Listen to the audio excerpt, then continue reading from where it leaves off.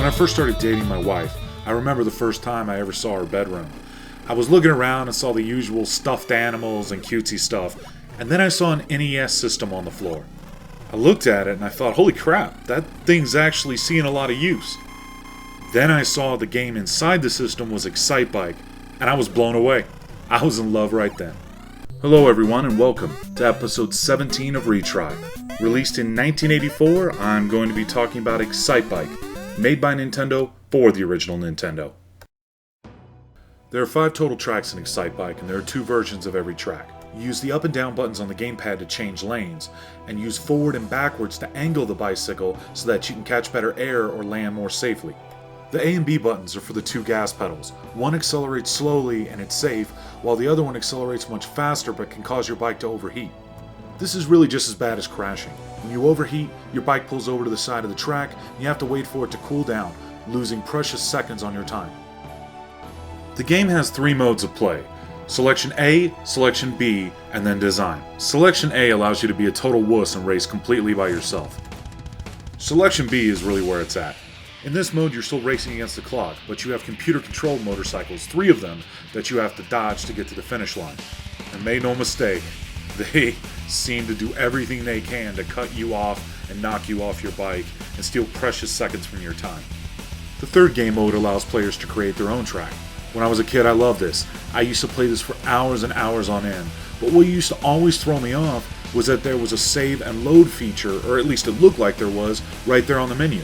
I found out later that these modes required the Famicom data recorder, which was basically a custom designed cassette tape used for saving these tracks. There was a bunch of games that used it, but this peripheral was only ever made available in Japan.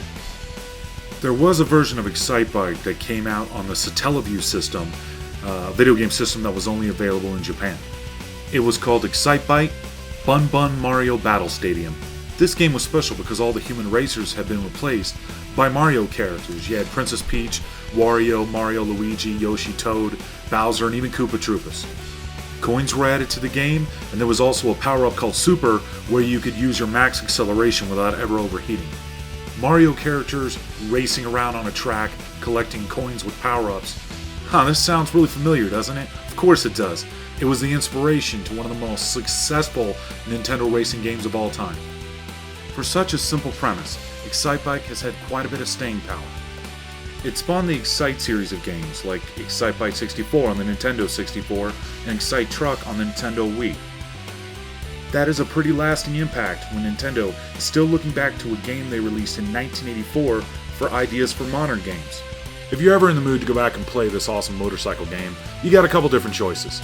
The full version of the original Excitebike can be unlocked in Excitebike 64. It's also an unlockable in the GameCube's Animal Crossing. In 2004, it was released on the Game Boy Advance as part of the classic NES series releases. There was a version of Excitebike released for the e-reader cards, but good luck tracking that down.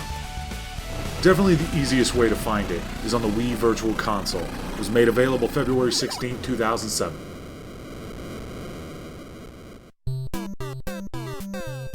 Thanks for watching. For VideoGamesSaga.com, this is Tony B, and I'm out.